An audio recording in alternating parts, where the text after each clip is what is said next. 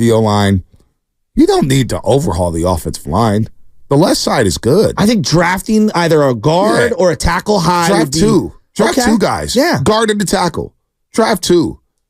But the offensive line, I mean, you want to say it let you down. No, the play calling, the decision making. You can't put the Super Bowl in the offensive line. That's a new one to me. Now, yeah, they didn't pick up the blitz. That's a blown individual assignment. Burford's got to get better. Feliciano ripping him. They got to get better at that.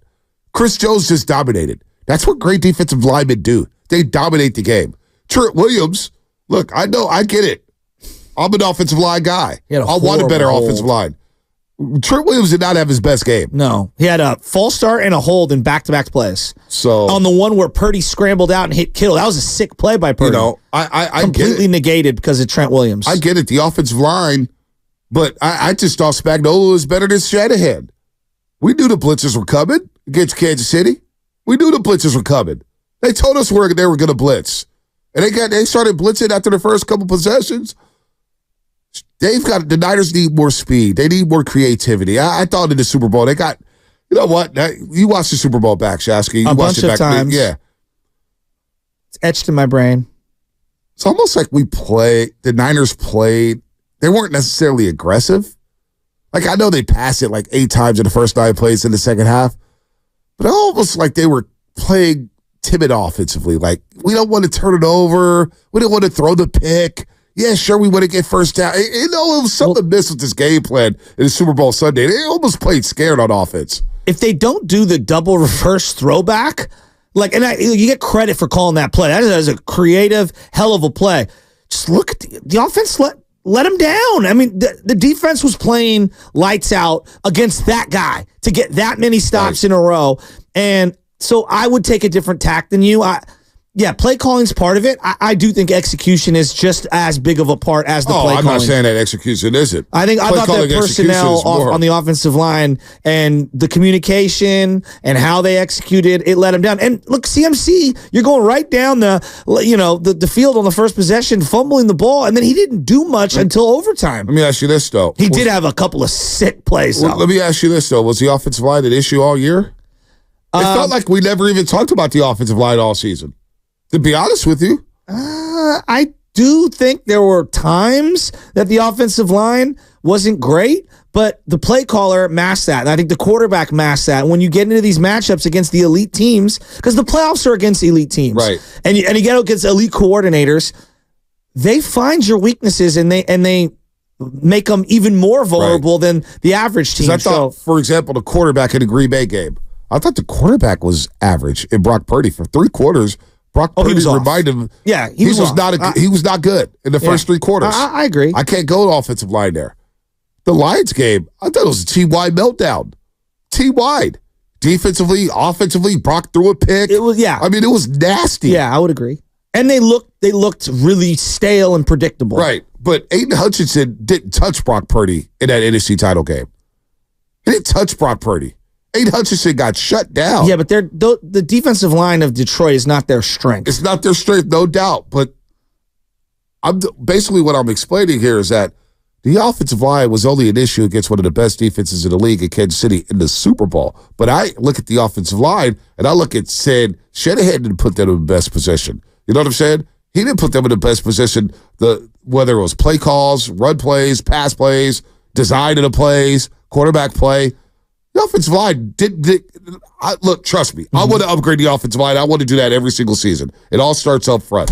But don't sit here, I'm seeing a lot of comments in the offseason saying, we need offensive line help in the worst way off of one game. Again, I don't want to overreact to one game. No. I just build my team this way, and we can have philosophical conversations. Quarterback, protect the quarterback, weapons. No, we can flip-flop weapons and protection. That's fine. You got the quarterback. You got the weapons. You got to protect them. And I know you've invested in Trent Williams. You took a draft pick in Aaron Banks. I would continue to reinvest in protecting that quarterback. No, I'm with you there. I'm 100%. I'm saying to revisit his history now that the offensive line was a big area of concern and it was weakness. McCaffrey led the league in rushing. Yeah, but the run blocking and pass blocking are different. No, I understand that. But I'm saying they were great. Did Purdy not throw for the most yards in 49ers franchise history? Yes. He needed time to do that, right? Yeah. Got the time to do that. Yeah, but you don't play the Arizona Cardinals every week. You don't. So some of the regular season numbers don't necessarily carry over to the playoffs. He lit up Philadelphia, right? They have a great defensive line. Yeah, Philly ended up getting the butt kicked. Yeah, but the Niners exposed them. No the doubt. Niners were the team that exposed them. And they did have a good D-line. So but going they into that exposed game, that linebacking core. going into that game, Philadelphia was the top team in the NFC. Brock Purdy, after the first 2 possessions, had plenty of time to throw the ball. Yeah. Right? Plenty of time. Yeah. Dallas, one of the better defenses in the league. And we know what happened to Dallas at the end of the year. We never really believed in Dallas. They dropped 42 on Dallas. I mean, they looked amazing. And Micah Parsons couldn't get near. I'm just looking at I'm just not going to sit here and look at the entire schedule. Yeah, there were some one-off games like Cleveland. There were some one-off games like Baltimore, but the entire team looked terrible against Baltimore. But if I was like grading their roster, if we were going position groups, linebackers, A, secondary, I don't know, B minus, maybe C plus, defensive line, C, right? Offensive line, C, I guess. I'm giving the offensive line a B. Really? I'm giving them a B last year. I'm going to give them a B. All right. Well, maybe then we disagree. I thought Colton McKivitz and the Burford, Feliciano at times was okay. At other times, I thought it was a lie. But I mean, the first game of the year, TJ Watt almost destroyed Brock Purdy. But that's TJ Watt.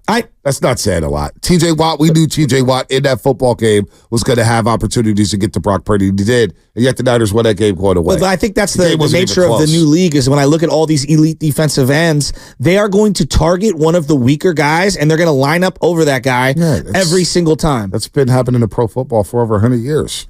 You know what I'm saying? That's been happening over pro football for 100 years.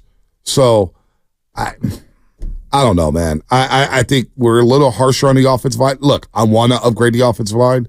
I would love to do that, but I'm also not going to sit here and have revisionist history say, oh, man, the offensive line is terrible. If the offensive line is terrible, Ayuk doesn't go for 1,400 yards. Kittle doesn't go for 1,000. But what was the common theme in all their losses? Common theme? Lack of separation for the wide receivers. And? Play calling, shed ahead. And? Decision-making, shed ahead. Bad throws for Brock Purdy. Interceptions for Brock Purdy. I think they got dominated in the trenches, too. Cincinnati kicked their butt in the trenches. Minnesota kicked their butt in the trenches. Cleveland, and then obviously Kansas City. And you can say those are, all one-offs. Well, they lost every one of those games. I'm not sure about that. Okay. I'm not sure about that. I think we disagree on that one. But Super Bowl, they did not have their best game. But I look at the quarterback, too. Quarterback didn't have the best game. Hell, the Baltimore game. The quarterback nobody in the talked Baltimore about game. Look, I remember doing it. Hey, listen. Coming out of that game against Baltimore, we were not talking offensive line. We were talking how Brock Purdy almost threw 7 interceptions. He had a horrible game. I mean, the first interception to Debo in the end zone was basically a microcosm for the entire game. So, but I do agree, upgrading the offensive line would be great. But I mean, we didn't really talk about the offensive line throughout the duration of the season. We did not have a lot of conversations about the offensive line. That was not the big area. Well, it's also not a sexy topic, I think, for a lot of fans. But we will talk about it. And Baldy would bring it up. He'd bring it up. We talk about it on this show. We talk about offensive line play. It feels like we do this at the beginning of seasons. We talk about offensive line like before the season starts, and the year goes on, and we might forget about it unless a guy has some egregious holds or there's some severe injuries or whatever. But it is not necessarily a hot topic. I just look at it. You got a quarterback, you got a left tackle, you got a ton of weapons. Shoring up the offensive line on the offenses on that side of the ball, that's a need. And you have one of the best running backs in the game. So 408, hey, Bonte, Comcast Business Text Line, before we go to the lines. What do you think the Niners' biggest need is this offseason? I think you need D tackles. And I know we do this every year, you need to reinvest in this defensive line. That's the area. Like, they got blown off the football a lot. You think defensive line's their biggest need? Defensive line. Okay. A free safety. Okay. A lightning quick wide receiver. And I need a guard center combination or a future replacement for Trent Williams or a right tackle. So I agree with that. I'm going to go tackle. I like tackle. I think tackle because Trent's 35, 36 years old, and Colton McKivitz is on a 1-year, $7 million deal. I think tackle is a very important position. And if you, even like, for example, Mike McGlinchey, I don't even think they hit on Mike McGlinchey. He played in a lot of games. And he was very productive. If you take a D tackle and they end up not being a 3-down player, that guy doesn't play for you. When I look at value and my first-round pick, Offensive line is an easy way to go. Offensive line is great. It's an easy way to go. That. I agree with that. I think I would go with tackle. I agree with that. I totally agree with upgrading the offensive line in certain areas. Well, what I'm saying is, I'm not going to sit here and have revisionist history and blame the offensive line for last season. Okay. We didn't talk about the offensive line blowing any games. And when I watched the Super Bowl back, Kansas City knew everything the Niners were doing, it felt like. It felt like they had the Niners playbook. They got to the line of scrimmage. They played press man. They punked the wide receivers. They didn't allow Kittle to get off the line of scrimmage, and they put pressure on Brock Purdy's face over and over and over again. So, Spags calling zero blitzes on 3rd and 5. Where's the game plan at? Purdy's looking one way, gets the ball deflected. You can't. Shanahan saying, CMC. We were talking about 5 wides, right? How much 5 wide the Niners ran in the Super Bowl? I went back and looked. They didn't do one time Debo and CMC in shotgun with one to the left and one to the right. They didn't do it once. Which was a staple of the year. So 5 times, all these 5 wide sets, you got 5 blockers up front. Kansas City sending 6. I know. You can't block the extra man. 5 can't block 6. I saw this back in the National Championship where Florida played Nebraska in the mid-'90s. Tom Osborne, Tommy Frazier Company, Florida, Steve Spurrier, Funny Gun, Danny Warfel, 5 wide. Nebraska said we're bringing 6 every single play. Yeah, but if you did that against Joe Burrow with their wide receiver core, if you did that against Josh Allen, like those guys are going to try to pick you apart, and so is that on the quarterback or is that on the offensive line? In part, Shanahan doesn't allow Brock Purdy to make a lot of adjustments at the line. If you look at people that, I don't know this stuff, but people that break down film said that like LaFleur, Shanahan, they don't allow the quarterback to be able to manipulate things at the line of scrimmage. It's kind of just go with it. Yeah. And there are certain checks and things that you do.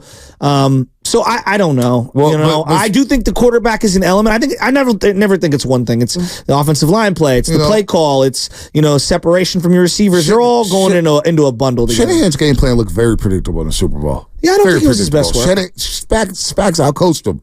And so when I get 6-5-0, Bonte, O-line couldn't open up gaps for runs. Yeah, you know why? Kansas City had 8-9 in the box. Well, they had 10 guys within 8 yards of the line of scrimmage. But if you look at like their runs this year, just you talk about run plays, the Niners heavily ran to the left side. That's where the bulk of their production came from.